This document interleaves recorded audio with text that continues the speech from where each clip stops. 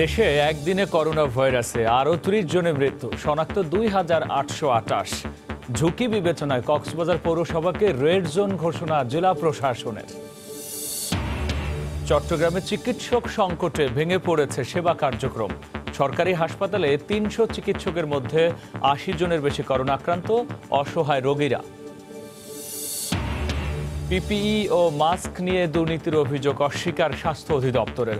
তথ্য উপাত্ত বিশ্লেষণ করে পূর্ণাঙ্গ কমিশনের মাধ্যমে অনুসন্ধানের বিষয়ে সিদ্ধান্ত, বলছে দুদক। আসছে বাজেটে সুবিধা নিতেই শ্রমিক ছাঁটের কথা বলছেন পোশাক শিল্পের মালিকরা। দাবি শ্রমিকদের। ভাবমূর্তি সংকটে পড়বে পোশাক খাত, বলছেন অর্থনীতিবিদরা।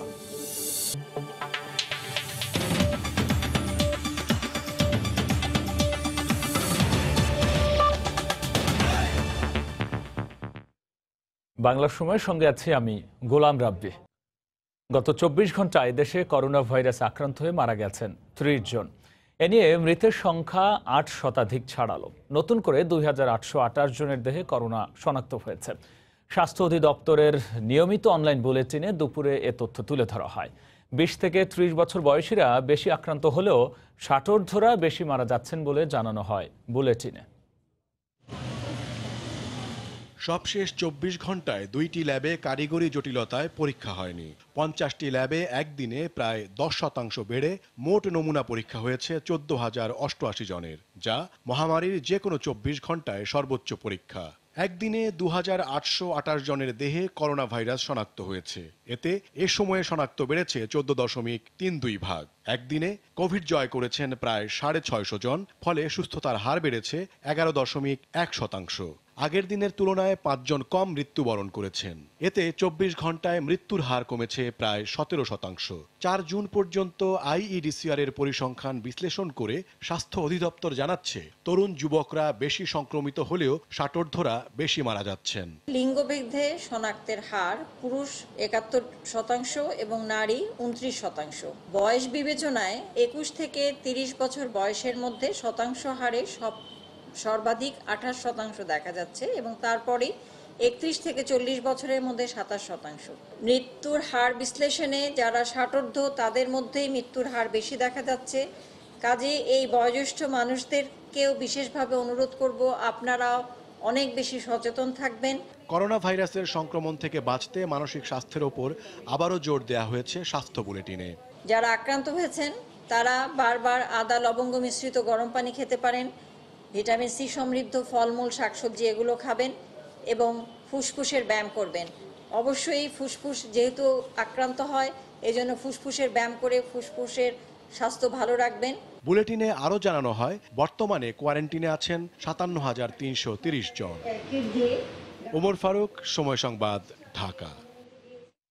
এদিকে করোনা ভাইরাসের সংক্রমণ বাড়ায় পুরো কক্সবাজার পৌরসভাকে রেড জোন ঘোষণা করেছে জেলা প্রশাসন। আজ রাত ১২টা থেকে কার্যকর হয়ে আগামী ২০ জুন পর্যন্ত চলবে লকডাউন। এ বিষয়ে বিস্তারিত জানাতে লালদিঘির পাড় এলাকায় আছেন রিপোর্টার সুজাউদ্দিন রুবেল। আমরা সরাসরি যুক্ত হচ্ছি তার সঙ্গে। রুবেল,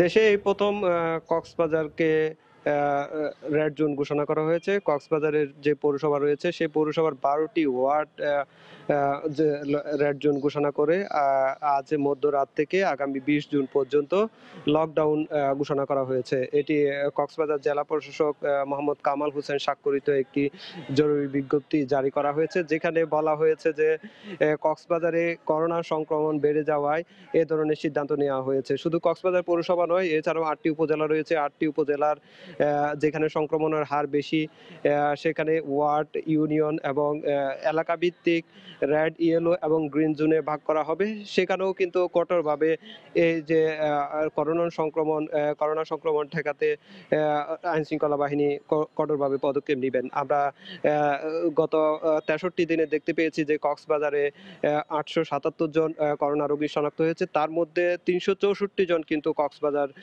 সদর, বিশেষ করে বলতে গেলে পৌরসভা এলাকায়। এই যে সংক্রমণের হারটা বৃদ্ধি, সেই বৃদ্ধির কারণে গতকাল কিন্তু দুটি ভিডিও কনফারেন্সে আলোচনা সভা হয়েছে। সেই আলোচনা সভার প্রেক্ষিতে কিন্তু আজ মধ্যরাতে এই রেড জোন ঘোষণার শুরু হবে এবং লকডাউন আগামী 2 সপ্তাহ এই লকডাউন থাকবে।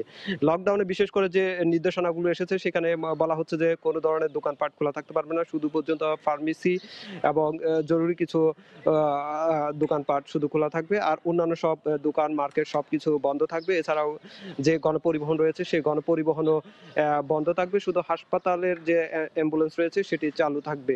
এছাড়াও শুধু যে বাজার রবি আর বৃহস্পতিবার বাজার করা যাবে, আর অন্যান্য দিন সব বন্ধ থাকবে। অন্যদিকে পুলিশ সুপার জানিয়েছে যে কক্সবাজারে যে মানুষ কিন্তু সচেতন নয়, যার কারণে কিন্তু তারা কঠোর হতে বাধ্য হবে। প্রতিটি ওয়ার্ডে 9 জন স্বেচ্ছাসেবী এবং পুলিশের সদস্য থাকবে। এছাড়াও সেনাবাহিনী, র্যাব এই লকডাউন কঠোরভাবে যাতে পালন হয় সেটি কার্যক্রম পরিচালনা করবে।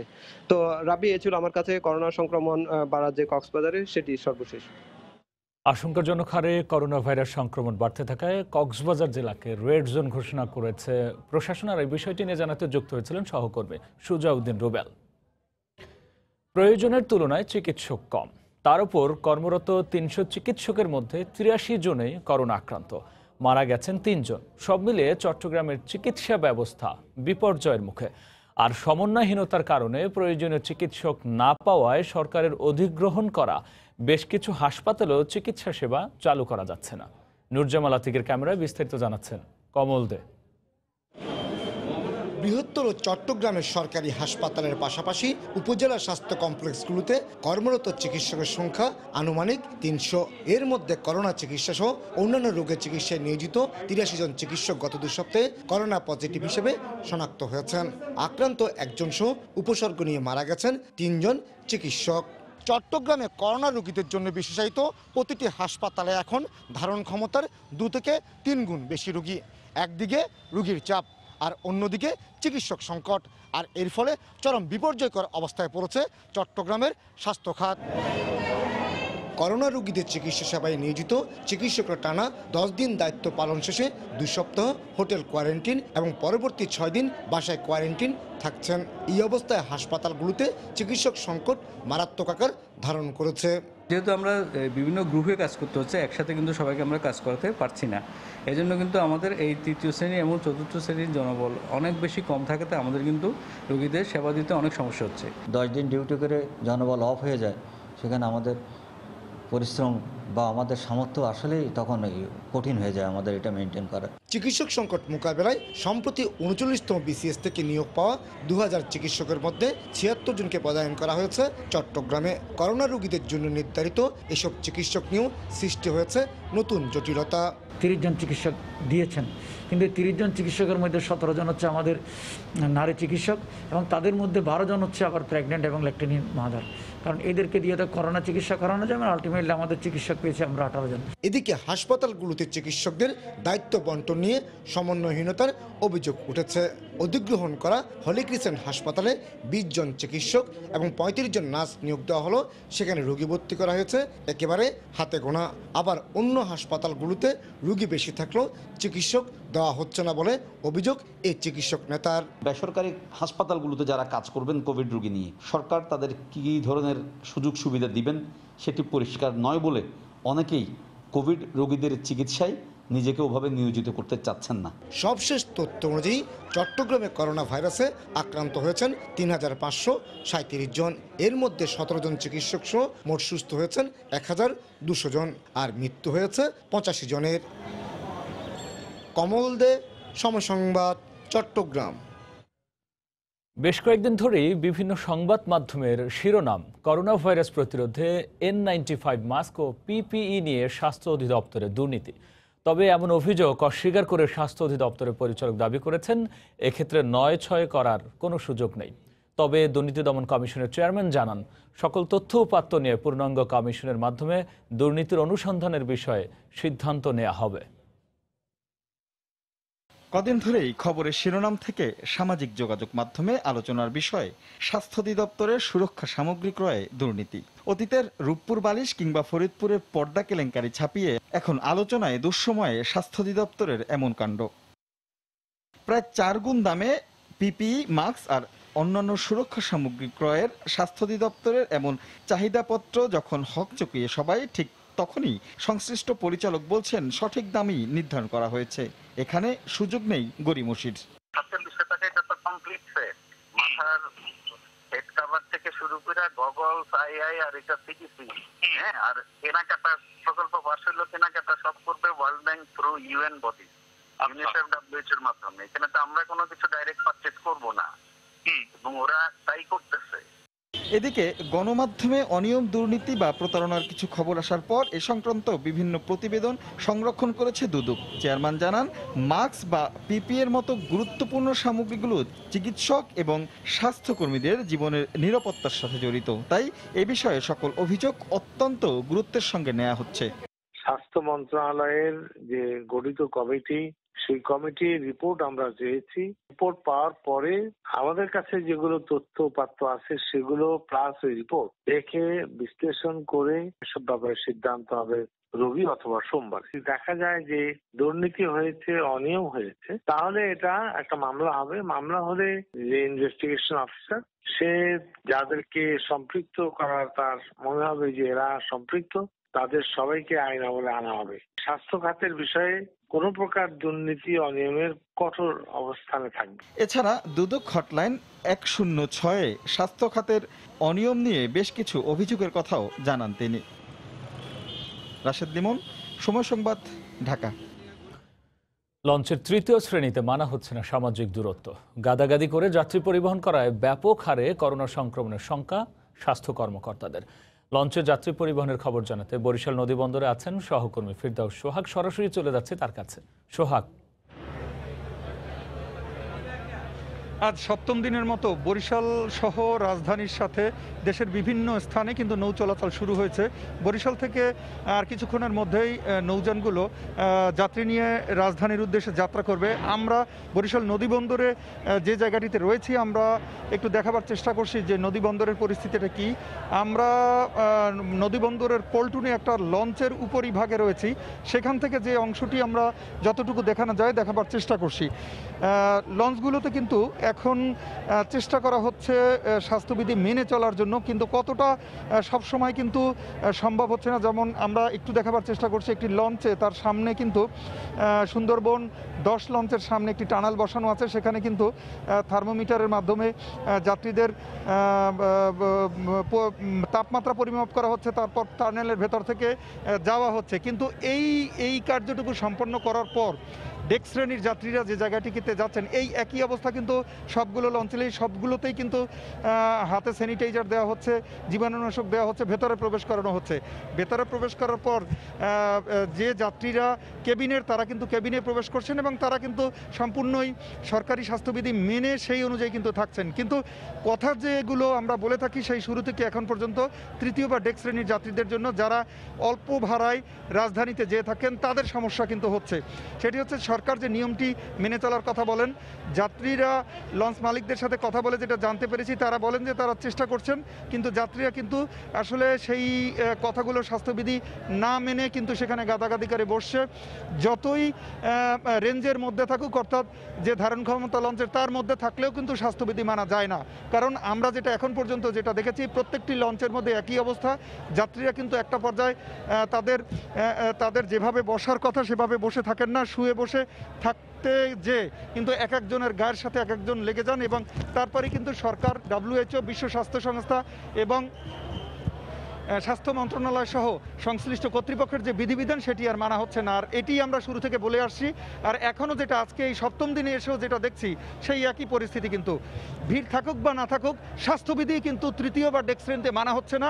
এটি যারা কর্তৃপক্ষ তারা স্বীকার না করলেও এটি কিন্তু বাস্তবতা। যদিও আইনশৃঙ্খলা রক্ষাকারী বাহিনী রয়েছে, নির্বাহী ম্যাজিস্ট্রেট রয়েছে, নির্বাহী ম্যাজিস্ট্রেটরা নিয়মিত ওখানে দায়িত্ব পালন করছেন, আইনশৃঙ্খলা রক্ষাকারী বাহিনী দায়িত্ব পালন করছেন, কিন্তু কাজের কাজ কিন্তু মূলত যে কারণে স্বাস্থ্যবিধি মানার জন্য যে চেষ্টা, সেটি কিন্তু আসলে রক্ষা হচ্ছে না। তো এই ছিল বরিশাল নদীবন্দর থেকে সর্বশেষ তথ্য। লঞ্চে যাত্রী পরিবহনে মানা হচ্ছে না সামাজিক দূরত্ব, আর এই বিষয়টি নিয়ে জানাতে যুক্ত হয়েছিলেন সহকর্মী ফিরদাউস সোহাগ। করোনাকালীন সংকট মোকাবেলায় সরকারের প্রণোদনা নেয়ার পর আসছে বাজেটে আবারও বিশেষ সুবিধা নিতে শ্রমিক ছাঁটের কথা বলছেন পোশাক শিল্পের মালিকরা। এমন দাবি শ্রমিক নেতাদের। পোশাক শিল্প মালিকদের এই সিদ্ধান্তের কঠোর সমালোচনা করে অর্থনীতিবিদরা বলছেন, এভাবে ছাঁটাই হলে বিশ্ববাজারে আবারও ভাবমূর্তি সংকটে পড়বে পোশাক খাত। মালিক পক্ষ বলছে, শ্রমিক ছাঁটাই হলে অবশ্যই শ্রম আইন মেনেই তা করা হবে। করোনা সংকটে কার্যাদেশ বাতিল ও স্থগিত হওয়ার কথা বলে সরকারের আর্থিক সহযোগিতা ছাড়া শ্রমিকদের বেতন ভাতা পরিশোধ করা সম্ভব নয়। শুরু থেকেই এমন দাবি তোলে দেশের প্রধান রপ্তানি খাত তৈরি পোশাক শিল্প মালিকরা। শ্রমিকদের চাকরি সুরক্ষায় মালিকপক্ষের দাবির মুখে মার্চের শেষ সপ্তাহে রপ্তানি শিল্পের জন্য 2% সুদ ও সহজ শর্তের 5,000 কোটি টাকার বিশেষ তহবিল ঘোষণা করে সরকার। পরবর্তী 3 মাসের বেতন পরিশোধে এই সুবিধা নেন শিল্প মালিকরা এবং বরাবরই তারা বলে আসছিলেন, সংকটকালে কোনো শ্রমিক ছাঁটাই করা হবে না। কিন্তু সুবিধা নেয়ার 3 মাস যেতে না যেতেই শ্রমিক ছাঁটাইয়ের ঘোষণা আসে খোদ বিজেএমএর সভাপতির বক্তব্যে। পোশাক শ্রমিক ও নেতারা বলছেন, সরকারের কাছ থেকে সহযোগিতা নিলেও শ্রমিকদের জন্য তেমন কিছুই করেননি মালিকরা। বরং বাজেটের আগে সরকারকে নতুন করে চাপে ফেলে বাড়তি সুবিধা আদায় করতে শ্রমিক ছাঁটাইয়ের কৌশল নিয়েছেন শিল্প মালিকরা। সরকার তো প্রণোদনা দিলেই শুধুমাত্র যাতে শ্রমিক শিল্পে ছাঁটাই না হয়, শ্রমিকদের উপর নির্যাতন না আসে, যাতে বেতন বোনাস মালিকরা ঠিকভাবে দিতে পারে, এই জন্য দিলেন। তারা তো প্রতি বাজেটে এই সুবিধা নিয়ে থাকে। এটাও তাদের একটা কৌশল হতে পারে যে শ্রমিক ছাঁটাই এই ইস্যুকে কেন্দ্র করে তারা তাদের বলবে যে তাদের দরকার, এই শ্রমিকদেরকে আমাদের অর্থ কাজ নাই এবং না থাকার কারণে আমরা কিভাবে তাদেরকে পরিচালনা করবো। মালিক পক্ষ বলছে, প্রায় $3 বিলিয়ন কার্যাদেশ বাতিল ও স্থগিত হওয়ার পর আবার ফিরেছে 1/4 কার্যাদেশ। এরপরও কার্যাদেশ অর্ধেকে নেমে আসায় কোনো কারখানা কর্তৃপক্ষ শ্রমিক ছাঁটাইয়ের কঠিন সিদ্ধান্ত নিলেও অবশ্যই মানা হবে শ্রম আইন। ম্যাকেনজি রিপোর্ট অনুসারে ফ্যাক্টরির হাতে কাজ থাকবে মাত্র 55%। সুতরাং যে কোনো প্রতিষ্ঠানের মতো ফ্যাক্টরিও ক্যাপাসিটি বা লোক সংখ্যা কমিয়ে আনতে পারে, এটা আমরা আশঙ্কা করছি। এটা পুরো বিশ্বেই রূঢ় বাস্তবতা। বিজিএম এর বক্তব্য হচ্ছে, এই পরিস্থিতিতে কোনো ফ্যাক্টরি যদি এমন সিদ্ধান্ত নিতে বাধ্য হয়, তাহলে তাকে অবশ্যই শ্রম আইন অনুসরণ করে করতে হবে। সরকারের নীতি ও অর্থ সহায়তা পাওয়ার পরও বাজেটের আগে শ্রমিক ছাঁটাইয়ে শিল্প মালিকদের অবস্থানের কড়া সমালোচনা করে অর্থনীতিবিদরা বলছেন, এতে ভাবমূর্তি সংকটে পড়বে পোশাক শিল্প। এখনো পর্যন্ত কিন্তু তৈরি পোশাক হচ্ছে দেশের সবচেয়ে বেশি ক্যাশ সাবসিডি প্রাপ্ত খাত। এখন এখানে যদি বিপুল পরিমাণে শ্রমিক ছাঁটাই হয় এই অবস্থাতেই, তাহলে কিন্তু সারা দুনিয়া জুড়ে আমাদের ইমেজটা খুব ভালো হবে না। সরকারের প্রণোদনা যতদিন চলেছে, সেটা প্রণোদনার পরের মাস থেকে যদি আমি বলি ছাঁটাই করে দেব, সেটা একটু দুঃখজনক আসলে। বিজিএম এর তথ্য, মার্চেও সংগঠনটির সদস্যভুক্ত 2274টি কারখানা উৎপাদনে ছিল। বর্তমানে সে সংখ্যা নেমে এসেছে 1926টিতে, অর্থাৎ এরই মধ্যে বন্ধ হয়ে গেছে প্রায় 350 কারখানা। কামরুল হাসান সবুজ, সময় সংবাদ, ঢাকা। ঘূর্ণিঝড় আম্পান পরবর্তী 2 সপ্তাহ পার হলেও স্বাভাবিক হয়নি খুলনার উপকূলবাসীর জীবনযাত্রা। ঘরহারা শত শত মানুষ কেউ আশ্রয়কেন্দ্রে, আবার কেউ খোলা আকাশের নিচে বসবাস করছেন। লোনা পানিতে এখনও বন্দী অনেক পরিবার ভুগছেন নানা রোগে। গৃহহীন মানুষদের স্বাভাবিক জীবনে ফিরিয়ে আনতে জরুরি মানবিক সহায়তা প্রয়োজন বলে মনে করেন বিশেষজ্ঞরা। তরিকুল ইসলামের রিপোর্ট, ক্যামেরায় ছিলেন নিয়ামুল হোসেন কচি। খুলনার কয়রা উপজেলার আংটিহারা এলাকার শাকবাড়িয়া নদীর পাড়ে বসবাস রিজিয়া বেগমের। সর্বনাশা ঘূর্ণিঝড় আম্পান কেড়ে নিয়েছে তার মাথা গোজার ঠাইটুকুও। ঘর হারিয়ে খোলা আকাশের নিচেই রাত্রি যাপন করেন। ঝড়ে আমার ঘর দরজা সব ভেঙে চলে গেছে। এখন ওই খুঁটি খাটি পূর্ণ কাঠকুটো জোড়া তালি দিয়ে একটু জম ধরে একটু কুড়ি নিলাম, তা এখনো সাইজ করে পারিনি। ঘর হারানো কয়রা এলাকার এরকম অনেকের বসবাস এখন ভাঙা ঘরে। আবারও বড় ধরনের প্রাকৃতিক দুর্যোগের মুখোমুখি হওয়ার আগে নিরাপদ আবাসস্থলের দাবি নদী তীরের মানুষের। নেই কাঠ, নেই কিছু, নেই কোনো খাদ্য নেই বা কোনো বাড়ি ঘরও নেই। রাস্তা ভেঙে চলে গেছে, কিছু নেই, আমাদের খাওয়া দাওয়া কোনো কিছু ছিল না। মানুষের ঘরের ভিতরে মূল্যবান জিনিসপত্র সবকিছু নষ্ট হয়ে গেছে। এক কথায় গবাদি পশু সহ সব কিছু ভেসে গেছে পানিতে। অন্যদিকে লোকালয়ে লবণ পানি প্রবেশ করে বিভিন্ন রোগের প্রাদুর্ভাব বেড়ে যাওয়ায় নতুন করে দুশ্চিন্তায় পড়েছেন ঘরহারা মানুষেরা। ঘা পাছড়া, চুলকুনি, ডায়রিয়া, কি খাবার পানি অনেক দূরিত্বে হলো কষ্ট করে বুয়ে বুয়ে নিষ্ঠে। এই পানিটা বিষাক্ত হয়ে গায়ে চুলকানি বাড়াচ্ছে, ঘা হচ্ছে। নোনা পানির কারণে সমস্যা, খাওয়া দাওয়া চলাফেরা চলতে ফিরতে পারতেন, ঘর দরজা নেই। অবশ্য ক্ষতিগ্রস্ত মানুষের নতুন করে ঘর নির্মাণ ও খাদ্য সহায়তা অব্যাহত রাখার কথা জানিয়েছেন খুলনা জেলা প্রশাসক। যারা ক্ষতিগ্রস্ত তারা সকলে পর্যায়ক্রমে সরকারের যে পক্ষ থেকে যাদের ঘর ক্ষতিগ্রস্ত তারা টিন পাবে এবং নগদ টাকা প্রতি বান্ডিলের জন্য ৩,০০০ টাকা পাবে। ঘূর্ণিঝড় আম্পানে খুলনা উপকূলের প্রায় ১০০ কিলোমিটার বাঁধ ভেঙে প্রায় ১.৫ লক্ষাধিক মানুষ ক্ষতিগ্রস্ত হয়। তরিকুল ইসলাম, সময় সংবাদ, খুলনা। করোনা পরিস্থিতিতে পর্যটন নগরী কক্সবাজার পর্যটক শূন্য থাকায় কমেছে বর্জ্য, প্রাণ ফিরেছে প্রকৃতি ও জীববৈচিত্র্যে। পর্যটন নির্ভর এ নগরীর নাগরিক জীবনে কোভিড-19 মারাত্মক প্রভাব ফেললেও প্রকৃতির এই ভিন্ন স্বাদ নতুন করে ঘুরে দাঁড়াতে উৎসাহ জাগিয়েছে অনেককেই। বিশ্ব পরিবেশ দিবসে সুজাউদ্দিন রুবেলের রিপোর্ট। নাগরিক মানুষ নয়, কক্সবাজার সৈকতের আধিপত্য এখন লাল কাঁকড়ার দখলে। দূষণ, অপরিকল্পিত নগরায়ন আর অনিয়ন্ত্রিত পর্যটনে দীর্ঘ সময় ধরে ধুঁকতে থাকা কক্সবাজার ২ মাসের লকডাউনে ফিরেছে আপন রূপে। সৈকতের নানা সৌন্দর্যের পাশাপাশি জীববৈচিত্র্য যেন নতুন করে প্রাণ পেয়েছে। ৮০ কিলোমিটার দীর্ঘ মেরিন ড্রাইভ সড়কের এমন সৌন্দর্য এখন অন্যান্য যে কোনো সময়ের চেয়ে একেবারে আলাদা। সৈকতের বালিয়াড়িতে বাসা বাঁধছে খুদে কাঁকড়ার দল, বালুচরে বল বানিয়ে আলপনার কাজ করছে প্রকৃতি। করোনায় নিজেদের জীবনযাত্রায় মারাত্মক প্রভাব পড়লেও প্রকৃতির এই পরিবর্তনকে স্বাগত জানিয়েছেন স্থানীয়রা। মানুষরা যেভাবে সমাগম ছিল, পশু পাখি ওদের ঠিকমতো চলাচল করতে পারে নাই। পানির যে দূষণ এটাও হচ্ছে না, প্লাস এই সাগরে যে প্রাণীগুলো আছে বা যে মাছ আছে, হ্যাঁ, এরা মানে তাদের স্বাধীনভাবে বিচরণ করতে পারতেছে। সাগর পাড়ে পর্যটক না নামার কারণে বিভিন্ন ধরনের গাছপালা, কাঁকড়া এগুলো আমরা এখন দেখতে পাচ্ছি, আগে আমরা এগুলো দেখতে পেতাম না। পরিস্থিতি স্বাভাবিক হলে নিজেদের ভুল ত্রুটি শুধরে প্রকৃতির অনুকূলে ব্যবসায়িক কার্যক্রমের প্রত্যাশা এই ব্যবসায়ী নেতার। লকডাউনের পরে এই বিষয়টা একটু জোরালোভাবেই করা উচিত, যে জৈব বৈচিত্র্য রক্ষা হবে, একই সাথে পর্যটন শিল্পও আবার চাঙ্গা হবে। পরিবেশবাদীরা বলছেন, করোনার থেকে শিক্ষা নিয়ে প্রকৃতির প্রতি আরও যত্নবান হতে হবে সবাইকে। এই সমুদ্র সৈকত থেকে বিভিন্ন জোনে ভাগ করতে হবে। কিছু জোনে মানুষ আনাগোনা থাকবে, আর কিছু জোনে জীববৈচিত্র্যের সমাহার থাকবে। করোনার কারণে গত 18ই মার্চ থেকে এখনো পর্যন্ত বন্ধ রয়েছে কক্সবাজারে পর্যটক আগমন। করোনা পরিস্থিতির কারণে নানা ক্ষেত্রে প্রতিবন্ধকতা তৈরি হলেও কক্সবাজারের জীববৈচিত্র্যের জন্য এসেছে আশীর্বাদ হয়ে। পরিস্থিতি স্বাভাবিক হলে এই রূপ ও রং ধরে রেখে এগিয়ে যাবে পর্যটন নগরীর কার্যক্রম, এমনটাই আশা সবার। সুজাউদ্দিন রুবেল, সময় সংবাদ, কক্সবাজার। চাঁপাইনবাবগঞ্জ থেকে রাজশাহী রেল স্টেশন হয়ে ঢাকা রুটে চালু হয়েছে ম্যাঙ্গো স্পেশাল ট্রেন। বিকেলে আনুষ্ঠানিকভাবে স্পেশাল এই ট্রেনের যাত্রা উদ্বোধন করেন city mayor AHM Khairuzzaman Liton. প্রথম দিনে রাজশাহী থেকে ৬৮ মণ এবং চাঁপাইনবাবগঞ্জ থেকে ১,০০০ কেজি আম ঢাকায় পাঠানো হয়। পশ্চিমাঞ্চল রেলওয়ে কর্তৃপক্ষ জানায়, করোনা পরিস্থিতিতে আম সহ অন্যান্য মালামাল পরিবহনের জন্য চলবে বিশেষ এই ট্রেনটি। প্রতিদিন চাঁপাইনবাবগঞ্জ থেকে বিকেল ৪টায় যাত্রা শুরু করে রাজশাহী রেল স্টেশনে পৌঁছাবে ৫টা ২০ মিনিটে। সেখানে ৩০ মিনিট বিরতির পর ট্রেনটি আবারও ঢাকার উদ্দেশ্যে ছেড়ে যাবে। ট্রেনটিতে চাঁপাইনবাবগঞ্জ থেকে ১ কেজি আমের ভাড়া বাবদ খরচ হবে ১ টাকা ৩০ পয়সা। আর রাজশাহী রেল স্টেশন থেকে ১ কেজি আম ঢাকার বিমানবন্দর, তেজগাঁও বা কমলাপুর রেল স্টেশনে পরিবহন করতে খরচ পড়বে ১ টাকা ১৮ পয়সা।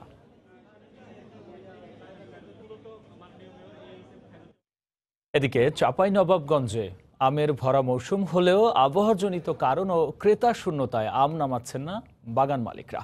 পাইকারদের আম সংগ্রহের হিড়িক না থাকায় আড়ত ও বাগানে অলস সময় পার করছেন সংশ্লিষ্টরা। তবে আমের কেনা বেচা সচল রাখতে নানা উদ্যোগ নিয়েছেন ব্যবসায়ী নেতারা। হাবিবুর রহমান পাপ্পুর তোলা ছবিতে রাকিবুল হাসানের রিপোর্ট। এবছর চলতি মৌসুমে কোভিড-19-এর প্রভাব পড়েছে আম বাগানের যত্নে। এরপর ঘূর্ণিঝড় আমফানের সাথে কালবৈশাখীর ঝড়ে নষ্ট হয়েছে বাগানের আম। এতে বাগানে আমের পরিমাণ কমেছে। এই কম আমের সাথেও বেঁচে যাওয়া আমগুলো নিয়ে স্বপ্ন দেখছে স্থানীয় বাগানিরা। তবে এখনো পর্যন্ত বাইরের ক্রেতা না থাকায় আমের বেচাকেনা নিয়ে শঙ্কিত তারা। ব্যাপারী কেউ নাই, মানে কোনো আর গাড়ি ঘোড়া ভালো ঠিক মতো চলে না। আম কচি টাকাটা দেখা দিয়েছে, এক আধ সপ্তাহের ভিতরে দেখা দিবে আম। বাগান থেকে আম না নামায় এ অঞ্চলের আড়তগুলোও রয়েছে আম শূন্য। দু একটি জাতের কিছু আম নামলেও তা বেচাকেনা নিয়ে শঙ্কা প্রকাশ করছে স্থানীয় ব্যবসায়ীরা। বিগত 20 দিন আগে আম নামে অন্য বছরে, এবারে আম একটু নামলা, বৃষ্টি পর্যাপ্ত পরিমাণ হচ্ছে। চাঁপাইনবাবগঞ্জ আবহাওয়া ঠান্ডা, যেহেতু এই কারণে আপনার আম সেভাবে নামছে না। বাইরের লোক আসতে পারছে না, সবকিছু বন্ধ, ভয় করছে। আপনার ব্যাংকে যেতে তাও আপনার দু হাত দূরে থাকো। তবে স্থানীয় আম বাজার আর আমকে ঘিরে অর্থনীতিকে চাঙ্গা করতে ব্যবসায়ীদের জন্য নানা সুযোগ সুবিধার ব্যবস্থা করেছে স্থানীয় আম ব্যবসায়ী নেতারা। যে আমাদের প্রত্যন্ত অঞ্চল রহনপুর, ভোলাহাট, নাচল, কানসাট বাজার, চাঁপাইনবাবগঞ্জ থেকে যেন সরাসরি আমটা মানে বুকিং নিয়ে তারা যদি পরিবহন করে, তাহলে আম চাষিরা সহজে এই উপকার পাবে। গেল বছর চাঁপাইনবাবগঞ্জের বিভিন্ন বাগান থেকে উৎপাদন হয়েছিল 3 লাখ মেট্রিক টন আম। তবে এবারে প্রাকৃতিক এবং নানা দুর্যোগের কারণে তা কমে হয়েছে প্রায় 2.5 লাখ মেট্রিক টনে। এই আম বেচাকেনা না হলে ক্ষতিগ্রস্ত হবে স্থানীয় বাগান মালিকরা, এমনটা বলছেন সংশ্লিষ্টরা। রাকিবুল হাসান, সময় সংবাদ, চাঁপাইনবাবগঞ্জ। লটারির মাধ্যমে কৃষকের কাছ থেকে সরাসরি বড় মৌসুমের ধান সংগ্রহ অভিযানে সুনামগঞ্জে ব্যাপক সাড়া পাওয়া গেছে। এবার রেকর্ড পরিমাণ উৎপাদন হওয়ায় কৃষকেরা সরকারের কাছে নির্ধারিত পরিমাণের চেয়ে বেশি ধান সংগ্রহের আহ্বান জানিয়েছেন। হিমাদ্রি শেখর ভদ্রকে সাথে নিয়ে ইকরামুল কবিরের রিপোর্ট। ছবি তুলেছেন নওশাদ আহমদ চৌধুরী। এবারের বড় মৌসুমে সুনামগঞ্জ জেলা থেকে 32,664 মেট্রিক টন ধান এবং 300টি মিল থেকে 29,000 মেট্রিক টন চাল কেনার সিদ্ধান্ত নিয়েছে সরকার। জেলার 11টি উপজেলা সহ 12টি খাদ্য গুদামে ধান চাল সংগ্রহ অভিযান চলবে 31 আগস্ট পর্যন্ত। বিভিন্ন সড়ক ও নৌপথে খাদ্য গুদামগুলোতে লটারিতে নির্ধারিত কৃষকেরা সরাসরি ধান এবং মিল মালিকেরা চাল বিক্রি করতে পেরে খুশি। আমরা সরকারি গুদামে ধান নিয়ে আসছি, আমরা খুব সুবিধা হচ্ছে। 1040 টাকা মন এই ধরে ধান দিতে পারছি, কোনো অসুবিধা হচ্ছে না। কৃষকের দাম মোটামুটি পাইছে এবং এবার খুব কৃষক মোটামুটি সন্তুষ্ট এবং তার লাভজনক আমি মনে করি। প্রতিদিনই কৃষকরা এখানে ধান নিয়ে আসতেছে এবং আমরা সর্বোচ্চ সহযোগিতা করে কৃষকদের মাধ্যমে আমরা ধান কিনছি। এবার জেলায় রেকর্ড পরিমাণ ধান উৎপাদন হওয়ায় সরকারের কাছে কৃষকেরা নির্ধারিত পরিমাণের চেয়ে বেশি ধান কেনার দাবি জানিয়েছেন। সরকার যদি আরো বেশি করে আমাদের ধান নেয়, আমরা আগামীতে খুশি হইব। সরকার যদি উচিত আরো বেশি করে নেওয়া, গুডাউনে আরো কৃষকদের কাছ থেকে ন্যায্য মূল্যে আরো বেশি করে ধান কেনা উচিত। আর ধান চাল সংগ্রহ অভিযানে যাতে কোনো অনিয়ম না হয় সেই জন্য সব ধরনের ব্যবস্থা নেওয়ার কথা জানালেন জেলা প্রশাসক। আমরা সর্বোচ্চ সতর্কতার অবস্থায় রয়েছি। প্রতিটি গুদামের বিপরীতে একজন করে নির্বাহী ম্যাজিস্ট্রেটকে দায়িত্ব দেওয়া হয়েছে। তারা মাঝে মাঝে গুদামগুলোতে সরেজমিনে পরিদর্শন করছেন। চলতি মৌসুমে জেলায় 13 লাখ মেট্রিক টন ধান উৎপাদন হয়েছে। এবারে সংগ্রহ অভিযানে 26 টাকা কেজি দরে ধান এবং 36 টাকা কেজি দরে সিদ্ধ চাল ও 35 টাকা কেজি দরে আতপ চাল সংগ্রহ করা হচ্ছে। সংগ্রহ অভিযানে ব্যাপক সাড়া পাওয়া যাচ্ছে বলে জানিয়েছেন সংশ্লিষ্টরা। সুনামগঞ্জের মল্লিকপুর খাদ্য গুদাম থেকে ইকরামুল কবির, সময় সংবাদ। চট্টগ্রামে মুমূর্ষু করোনা রোগীদের অক্সিজেন ও আইসিইউ সুবিধা নিশ্চিতের দাবিতে মানববন্ধন করেছে কয়েকটি সংগঠন। সকালে নগরীর প্রেস ক্লাবের সামনে এ মানববন্ধন করা হয়। এতে বিভিন্ন সামাজিক ও রাজনৈতিক দলের নেতারাও অংশ নেন। এ সময় বক্তারা করোনা বিশেষায়িত সরকারি হাসপাতালগুলোতে প্রয়োজনীয় আইসিইউ শয্যা নিশ্চিত করার দাবি জানান। পাশাপাশি বেসরকারি ক্লিনিকগুলোকে সরকারের আওতায় এনে করোনা রোগীদের জন্য বরাদ্দ দেওয়ার আহ্বান জানান তারা। চট্টগ্রামে 3,500-এরও বেশি করোনা রোগীর বিপরীতে আইসিইউ শয্যা রয়েছে মাত্র 10টি। 3 দিন থেকে 5 দিনের মধ্যে প্রত্যেকটা বড় বড় হসপিটালে সরকারি উদ্যোগে অক্সিজেন ব্যবস্থাপনা এনশিওর করতে হবে প্রত্যেকটা রোগীর জন্য। এবং যে সমস্ত ক্রিটিক্যাল পেশেন্ট যাদের আইসিইউ দরকার, ভেন্টিলেশন দরকার, আমাদের এই চট্টগ্রামের অন্তত রিপোর্টেড রোগীর জন্য হলেও সরকারি যে হিসাব তার অনুপাতে হলে অন্তত এখানে আরও অসংখ্য ভেন্টিলেশন তৈরি করা হোক। কক্সবাজারে শুরু হয়েছে 50,000 চারা গাছ রোপণ কর্মসূচি। দুপুরে শহরের শহীদ মিনার প্রাঙ্গণে স্বাস্থ্যবিধি মেনে এ কার্যক্রমের উদ্বোধন করা হয়। স্বেচ্ছাসেবী সংগঠন টিম কক্সবাজারের উদ্যোগে প্রথম দিন শহরের প্রধান সড়ক সরকারি বেসরকারি প্রতিষ্ঠান, শিক্ষা ও কারিগরি প্রতিষ্ঠানে প্রায় 2000 গাছের চারা রোপণ করা হয়। পুরো বর্ষা মৌসুম জুড়ে পর্যায়ক্রমে বিভিন্ন উপজেলায় গাছের চারা রোপণ ও বিতরণের কাজ অব্যাহত থাকবে বলে জানিয়েছে সংগঠনটি। বাংলা সময়ের শীর্ষ সংবাদ জানিয়ে দিচ্ছি আরও একবার। দেশে একদিনে করোনা ভাইরাসে আরও 30 জনের মৃত্যু, শনাক্ত 2828। ঝুঁকি বিবেচনায় কক্সবাজার পৌরসভাকে রেড জোন ঘোষণা জেলা প্রশাসনের। চট্টগ্রামের চিকিৎসক সংকটে ভেঙে পড়েছে সেবা কার্যক্রম। সরকারি হাসপাতালে 300 চিকিৎসকের মধ্যে 80 জনেরও বেশি করোনা আক্রান্ত, অসহায় রোগীরা। পিপিও মাস্ক নিয়ে দুর্নীতির অভিযোগ অস্বীকার স্বাস্থ্য অধিদপ্তরের।